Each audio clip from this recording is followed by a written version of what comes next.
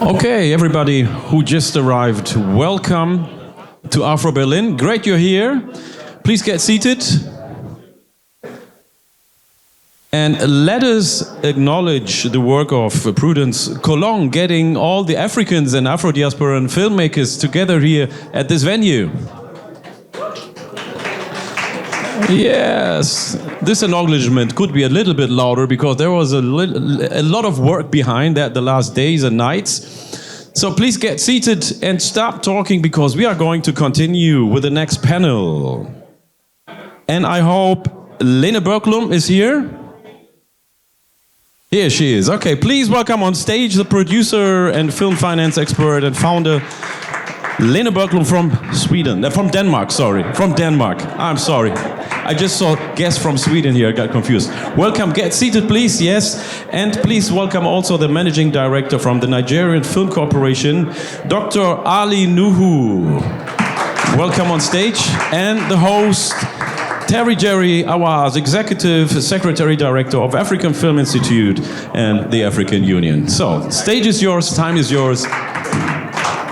And respect the stage. Thank you. Hello. Yeah, the guys at the back. We can still hear them here. I don't know. Hello. Mr. Steven, Mr. Zubi. Yeah, I got your attention now. Good. Please. One house. Yeah. My panelists have a lot to say, and they would indulge you to just, Thank you very much. That's very good. Yeah. Good morning, lady, gentlemen. Yes. So, good morning. Quickly, we're supposed to be 3, but it's now a 2-man panel, and that gives us more time. But thank you very much. I'm a good timekeeper, so I'm going to be watching it. And quickly, we're looking at a very sensitive topic. We're looking at balancing the wheel, between film policies and then how it affects filmmaking and filmmakers. But the conversation is going to be, anyhow you look at it, Afrocentric, like whether Europe, Africa, all of that. So first of all, we'll start with an introduction, start with the lady first. Though in Africa, they say it's lady first after men. But not this time. So really, lady first. So just a bit of introduction. Yeah, I'm a producer from Denmark, and I have a very long history of producing a lot of European films based out of Europe, but with difficult subjects and with big artists trying to manage between all the bureaucratic rules here and the policies. And I'm also trying to make more collaborations with Africa and also other parts of the world, which is also meeting some political barriers in a lot of places. All right, that's good. So, but to sum it up, she's a specialist in this kind of stuff. How policies either damage or encourage and accelerate filmmaking. So, next to you, sir. Okay, yeah. I'm, first of all, a filmmaker, an actor, and presently I moved into the policy sector. I am the managing director of the Nigerian Film Corporation, and presently Nigeria is looking to open its doors for collaboration, sign treaties, just have the Nigerian movie industry fly high. Yeah. All right. Thank you very much. See, they're being modest now. So we're going to get into the deeper issues. Now that we've established specialist stakeholders, government, policy, and then, so there are filmmakers here. If anybody has done a film or has aided or been part of a team in any country, policies, they are the kind of stuff that like your gatekeepers, they come bite you or they come lift you up, right? And then we're dealing here with the biggest black nation, not just on the continent, but in the world, right? Nigeria. And in Africa, there's a saying, when Nigeria sneezes, the rest of Africa catches cold. So, yeah. And so the guy is going to have to tell us how that, if Nigeria doesn't get it right in policy, now affects others and all. So the first question is, we'll start with you. how have you seen the policy landscape in terms of, let's be particular now, about African filmmakers with all the projects you've tried? How have you seen the policy issue with African filmmakers? It's only the last few years, I think, that I have met African filmmakers, and also African filmmakers have been to places where I have been doing my things, and also international treaties have opened more up for collaboration between different continents, and especially between Europe and Africa. Whereas before, everything had to be so nationalistic and so European that it was not very open for collaboration with other countries. And that is something that I think we need to expand more and dive more into the collaborations. And I also came to Nigeria last year to talk about collaborations and treaties and co-productions and everything, trying to help things go the right way. Oh, great. So good. She started the tone, as you say, recently she met African filmmakers. You is not recently. Within the last 5, 6, 7 years or something. Yeah. But before it was really difficult. I think he can triple that. So you tell us the reality of what you think with the international policies and maybe the regional ones in Africa and back home, policies and African filmmaking. Well, you see,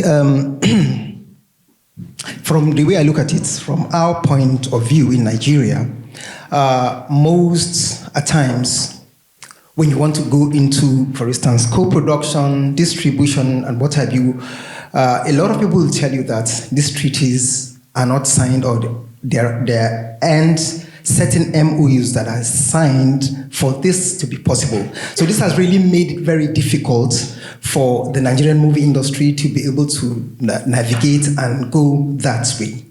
So that's presently what we're looking at. We're trying to see that we fix all those loopholes, and we're beginning to sign treaties with some countries. Presently, we've done that with South Africa, we've done that with Germany, France, and we're looking to do it with so many other countries like Canada, Namibia, Morocco, and what have you, so many. Because we feel it's our duty as governments to do that for filmmakers, just so they can have a very conducive, and a sustainable atmosphere to be able to practice and, push the bar. Okay. So he just established a case now.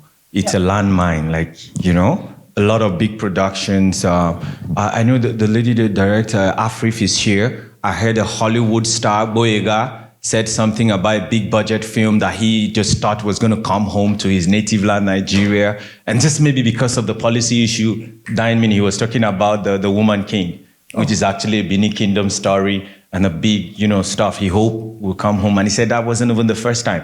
There've been a lot of those kind of stuff. So 5 years ago, 6 years ago, you started entangling with the African filmmakers. So what kind of progress would you say you have made, like in terms of success in making sure policies get out of the way so stories can be told? I think that everywhere now there's an openness to collaboration and to mix cultures and not only see the from our point of view only the European point of view, and to open up for collaboration, signing treaties. We have this whole bureaucratic system that you have to have X% from this country, and you can't go over this percentage, you get below that one. So if you have not signed a treaty with one of the countries, then it's a bureaucratic nightmare that I feel that people are starting to work on. And as you are, for example, signing a lot of treaties with other countries, then there will be more entrances into the big collaboration circuits that have been established for many years. Yeah. But also there's an openness to other stories, from different perspectives and different countries, much more than we had before, where everybody was just circled around themselves. Yeah. Okay, fine. So specifically now, Nigeria, we have the statistics. We know there's been a treaty between the two biggest guns. I don't know, I stand corrected. That's Nigeria, South Africa. Yeah. It's about 11 years old.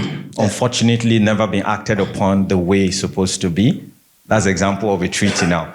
So when you take on this in terms of examples of success, I like you to see that just signing it might not be the end of the conversation. How do you act upon it? You're a practitioner. You see, we're all happy in Africa when you got into that seat because for the first time, there's a square hole and the square peg. You were a filmmaker, an actor, became a producer, director, and now you're there. Before you, there was a doctor, a medical doctor, to lead the film corporation. Yeah, but that's it. We see it in Africa, it happens. So, yeah, before him. So, but we expect that he's the man, the myth. He knows how it feels. You understand? So, you go from the treaties, because for us in Africa, if we want to talk about problems, it's so much. So, progress now. How do you intend to begin to act on at least what you have? Okay, fine. Talking about progress, our mother ministry, the Ministry of Arts, Culture, Tourism and Creative Economy, decided to start a project called Destination 2030. Destination 2030 is all about making Nigeria the creative hub of Africa by the year 2030.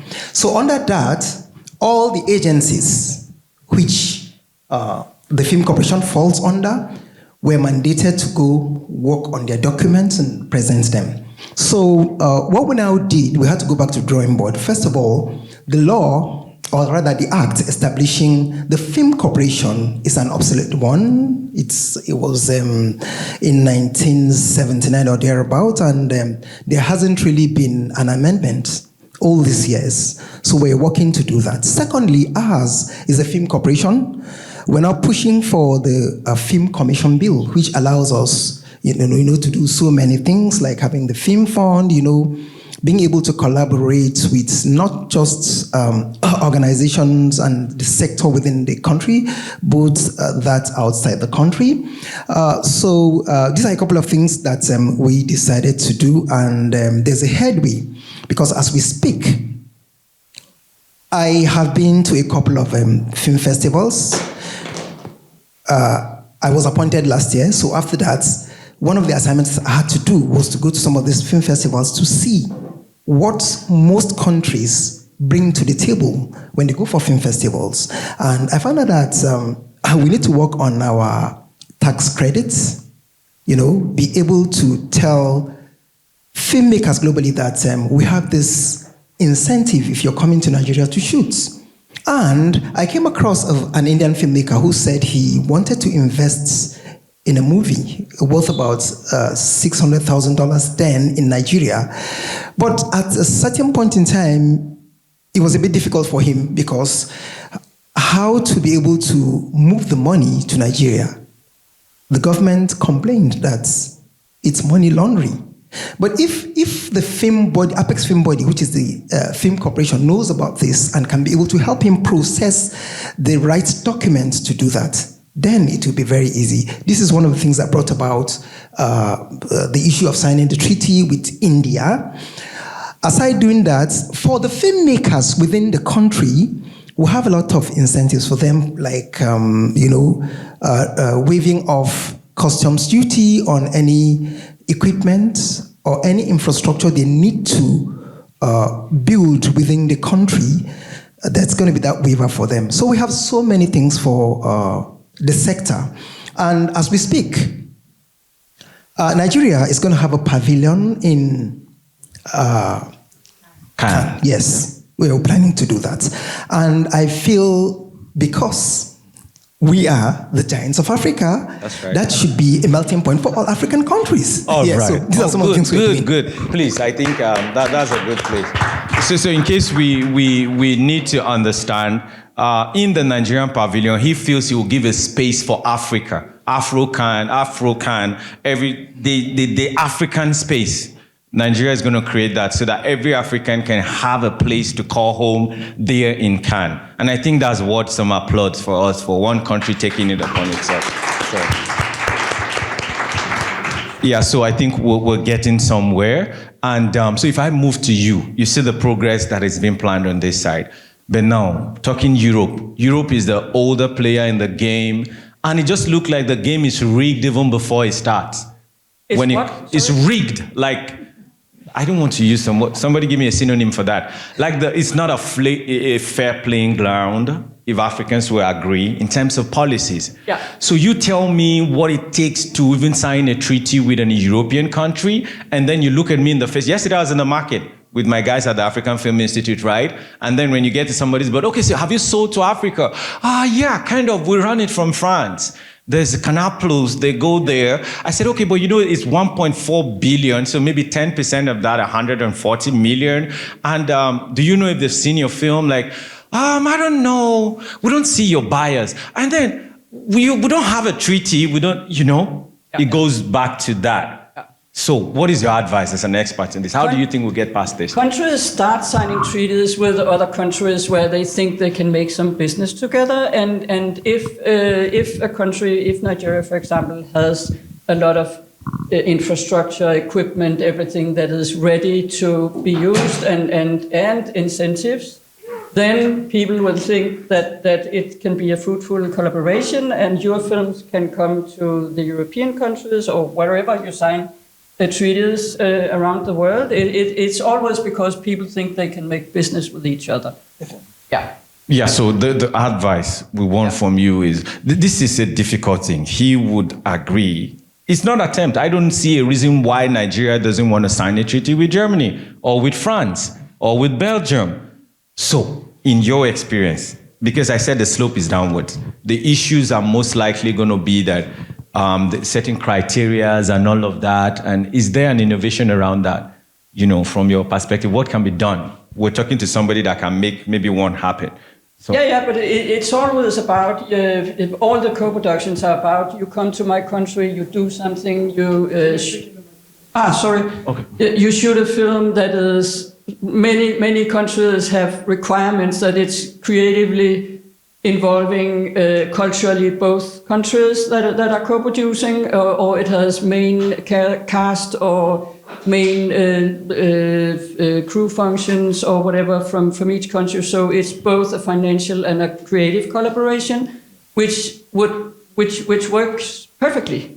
So none of the collaborations are based on not having cultural also collaboration, I think, and between people.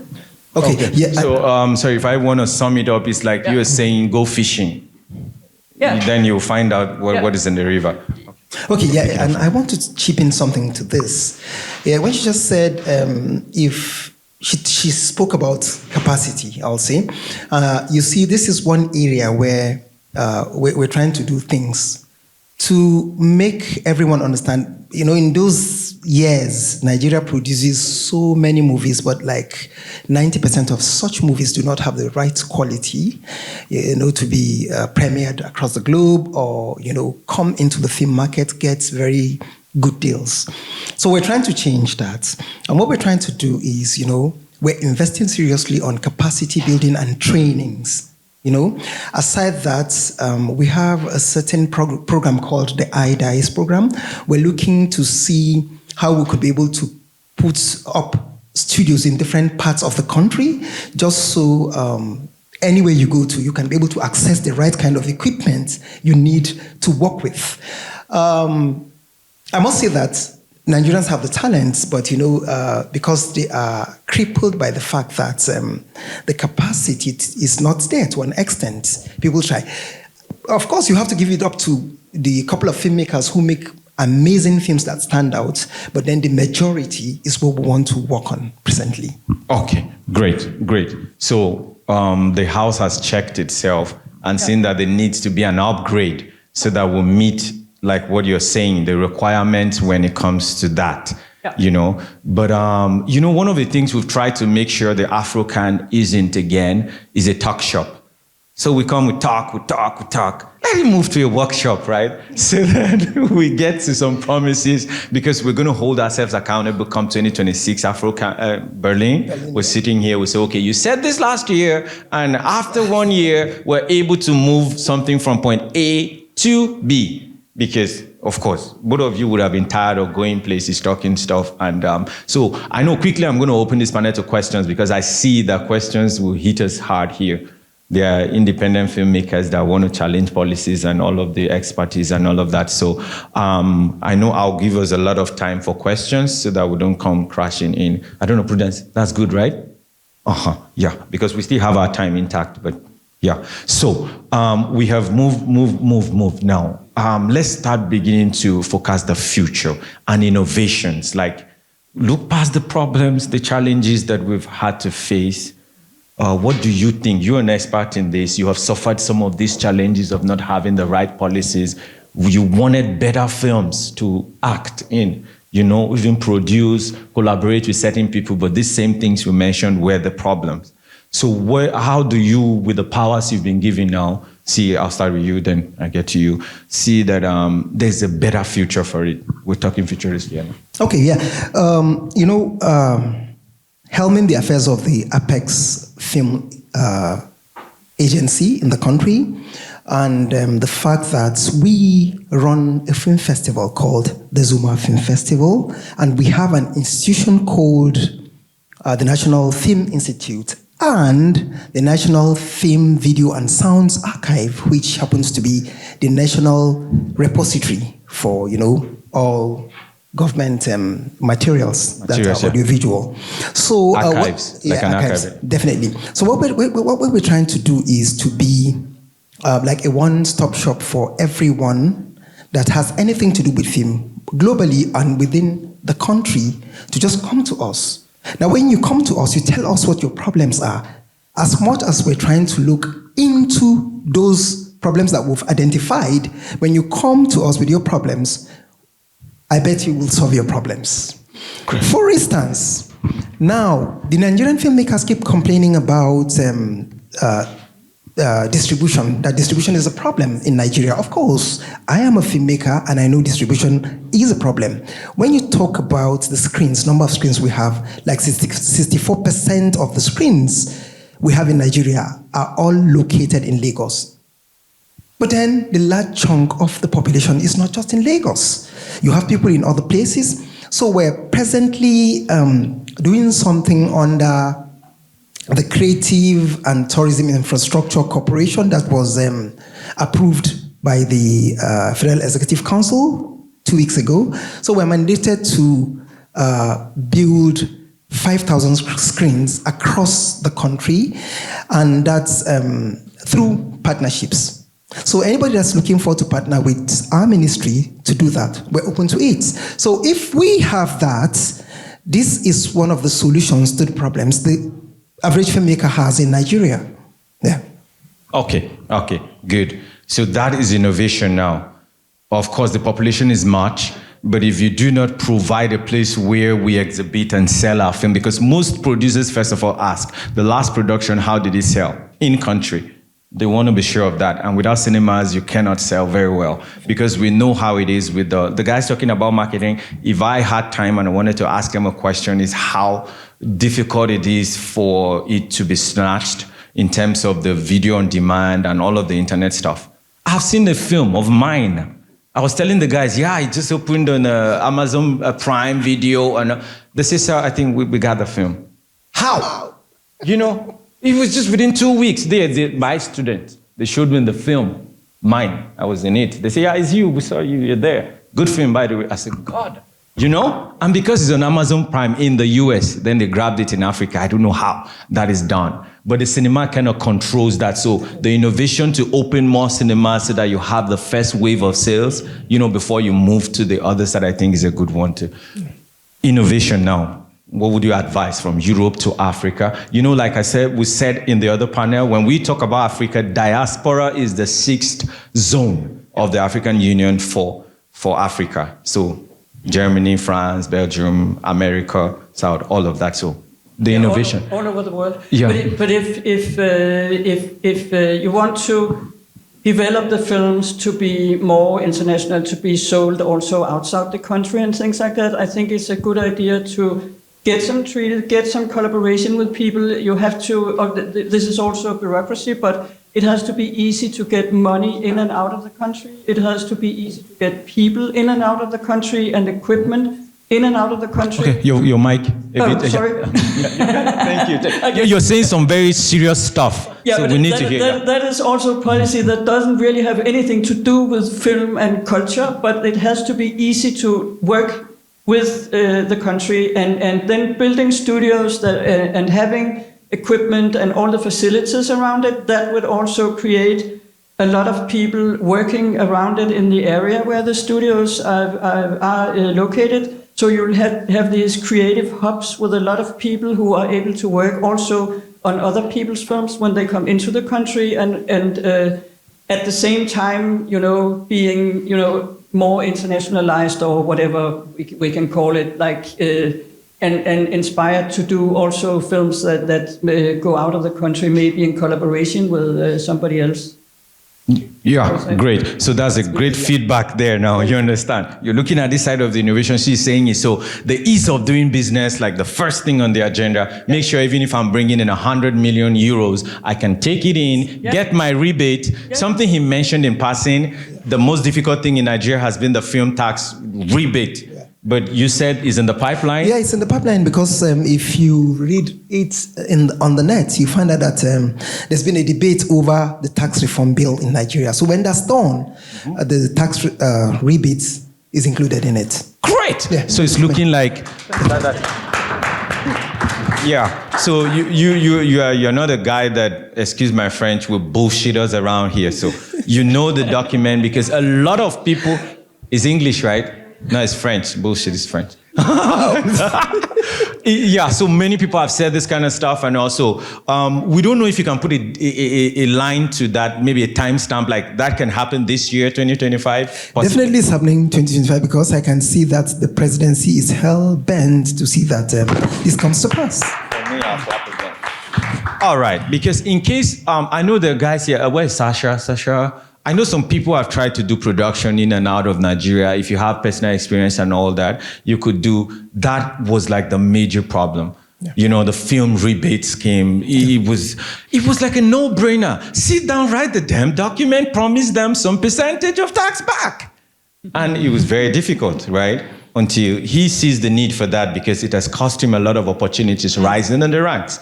And now it looks like finally, at the African Film Institute, we offered our expertise. We developed the document. We compared between South Africa, Mauritius, Morocco, the other countries that have a working one. We said, Niger, here it is. Just look through it. Take our work for you. Just make it happen.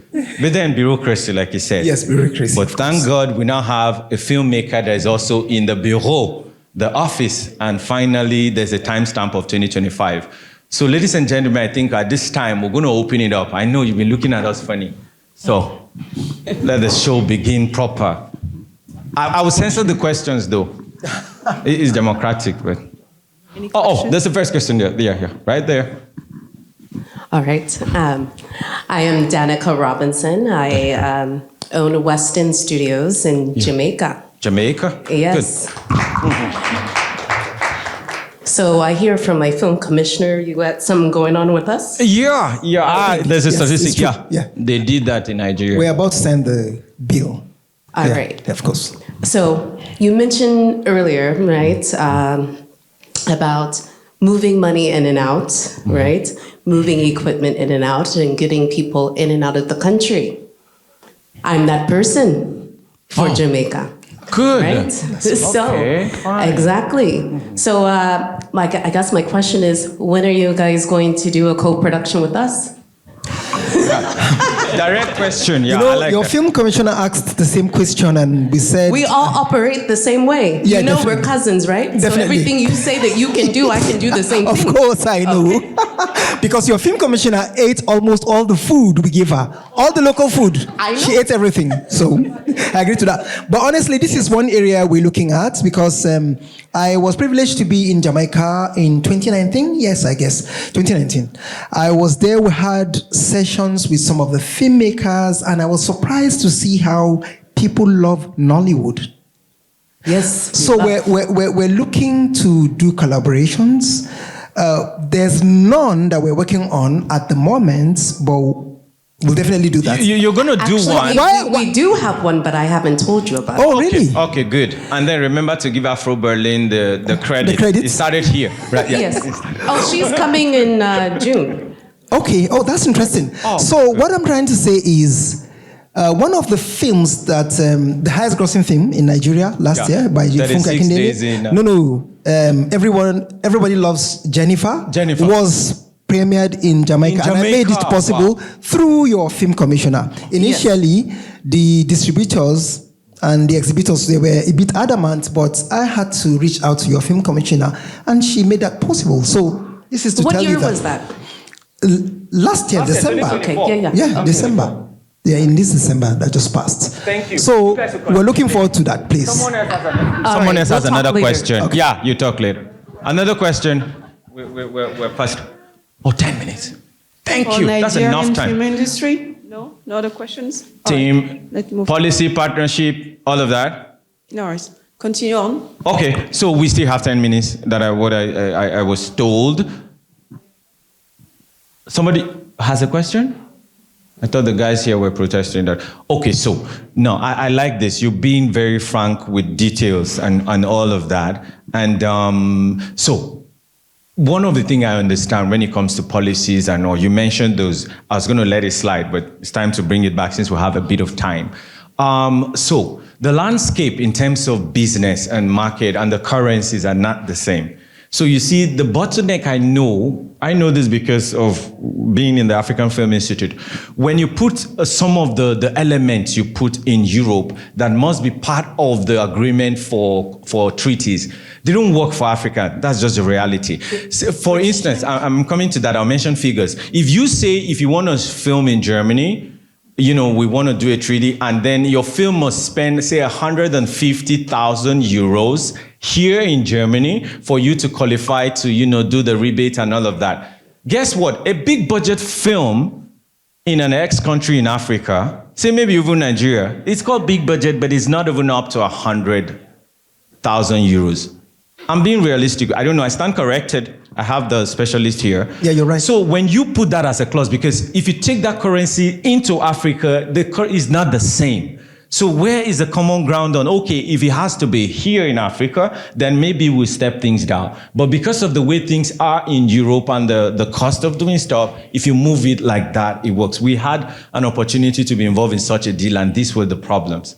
We wanted a central system and... Yeah, but if you do, of course, nothing will happen overnight. And of course there are big differences, but there are big differences between many countries in the world. Yeah. So you can do a bilateral treaty with one of the countries, and you can say, okay, it's fine if it's 5% or something for this, and then it can qualify for the rest of the Europe within the European Convention. Yeah. So there are always ways to do it, and there are also people in the European countries, for example, but everywhere in the world, who do lower budget films that do not spend 150,000 euros in one region or something like that. Oh, great. We do have also, lower budgets and lower prices for lower budget films and things like that. Everybody does lower budget films as well. You know why I asked this question? Because I know those from the German culture. That's Madame Frederica, right? Hello, ma'am. Yeah, I'm bringing her out. So the right government arm for this is on the other side too. So they're here. Okay. So we're setting the ground, softening it so that those kind of conversations can start happening. Yeah. Because this is reality speaking now. So thank God you said that. So how do you see that? That means you need to get a negotiation hat on to make reality known, or how do you intend to go about that? Yeah, of course. She just said it. We need to negotiate and see the best way to push it. That's it. So maybe after this session, we can talk. You begin the negotiation. Definitely. I'm here for that. A treaty is signed. I like the Niger spirit. You understand? It is said that in Nigeria, naturally, if you push a human being to the wall, you say, yes, my back is against the wall. This is the limit, right? What did they do in Nigeria? The boy, get to the other side. Meaning there's no impossible situation with Nigeria. So you could as well just extend your trip and make sure a treaty comes out of this, right? There are a lot in Grapples Bow. It's going on now. Most of the countries have their film institute there and all of that. So it would be nice that come next year, we give all of us the good news that sitting right here at the Afro Berlin, we were able to get a treaty out that is now working in Africa. And I'm looking forward to that. So quickly, to round up our 5 minutes, maybe just, there are filmmakers here, there are policymakers and all of that. So your take home, what you want them to take home on both sides, policymakers and filmmakers for the future. Yeah, I think that we should all do everything we can to facilitate collaborations and internationalization and make it easy to work together and develop the common business and also cultural exchanges and tell stories that are unique and really good and make the best possible possibilities for doing it. Thank you. From you, sir. Well, for me, I'll say that you're all welcome to Nigeria. The Nigerian Film Corporation is ever ready to support you for whatever project you intend to do in Nigeria or whatever collaboration you need to do. And I listed out some of the institutions under us. We have the National Film and Video Archive. That is also a resource, a place where you can reach out to in case you need to do anything with the archive. That's one. Secondly, the National Film Institute. We encourage, exchange programs, which we are currently running with some of our partners, like the DAD, the Goethe University, Arsenal Institute. We're all doing that with them. Then the CNC. Then aside that, for most people, I know you think Nigeria is a very difficult place. No, it is not a difficult place. It is an easy place if you come in legally to do your business. So feel free and feel at home. You're welcome to Nigeria. Thank you very much. We have to put a disclaimer to that. Don't come for film and then go for oil. Because, that's it. Yeah, so then you get a problem, right? And that's why I said legally. Legally, I understand. So thank you very much, ladies and gentlemen. It's always good to have people that know their stuff in the house. And trust me, so this is like solving problems, right? You want to troubleshoot how policy can suck it up and all of that. She would tell you that. He would tell you that he sits in that office, right? He might even, like I said, I keep saying this about Africa, that you should understand that in Africa, sometimes some problems are a call away.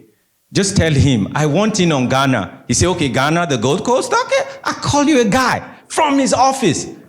And it will save you a plane ticket. That's how it works in Africa. I can bet you, this guy can call somebody up in the north of Africa, up in the center of Africa, and the bureaucracy you took for 6 months will end with a call. That is how Africa works in some, I don't know. In fact, that's happened recently. I don't know if you're familiar with the Ghanaian film industry. There's Majid Michel. He came to Nigeria. They were filming in a village in northern Nigeria. Yeah. And there was so much crowd. There were some policemen driving around and they decided to arrest them. Oh. And I said, for what reason? They said, we don't know what they're doing there. We just saw them because they are policemen. They're not familiar with film shoots. And I said to them, please let these people go. They have their permits. They came into our office. They got the permits. And Majid Michel has been my colleague over the years. They don't do that to us when we go to Ghana. And the problem was solved within 5 minutes. Yeah. So our I told you. You can always, I told y'all. So you will see. A call away. That is how major problems get to solve in Africa. The African Union Summit is going on right now just because the president of Congo knows if he comes there, the problem might solve. And maybe he's not interested. Because if he comes there, somebody will tell him, son, sit down here. And in Africa, where they tell his son or daughter, sit down here. You have to do it. You have to sit and the problem will have to be solved. That is Africa. And so please, don't forget to reach out and make sure Afro Berlin is practically very fruitful for you afterwards, right? Thank you very much, ladies and gentlemen, for having me. We're going to do a picture here.